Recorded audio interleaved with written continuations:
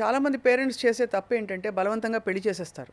పెళ్లి చేస్తే తెలిసి పిచ్చి తెలిసి తగ్గుతుంది ఒక అబ్బాయి అంటే అబ్బాయి అమ్మాయిగా మారదాం అనుకున్న వాళ్ళు గే అని తెలిసినా చేసేసి కూడా బలవంతంగా పెళ్లి చేసేయడం వల్ల సొసైటీ ఇంకొక అమ్మాయి లైఫ్ లైఫ్ పోతుంది. కూడా పోతుంది.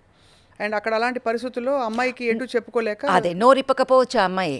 ఎందుకంటే మళ్ళీ మా అమ్మ నాన్న ఇంత కష్టపడి పెళ్లి చేశారు, ఇంత డబ్బులు స్పెండ్ చేశారు, సొసైటీలో నా పెళ్లి బ్రేక్ అయిందంటే ఎట్లాగా, ఒక డివోర్సీ అనే పేరు వస్తుంది అని. So first I think the parents of the boy should think that ఇంకొక అమ్మాయి లైఫ్ని నాశనం చేసే ముందు మళ్ళీ తర్వాత ప్రెషర్ పెడతారు ఆ అమ్మాయి మీద, పిల్లలు కావాలి పిల్లలు కావాలి పిల్లలు కావాలి.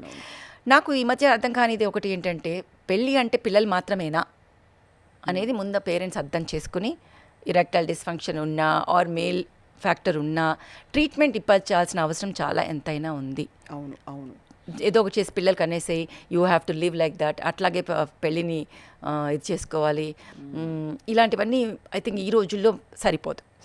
కాలం మారిపోయింది.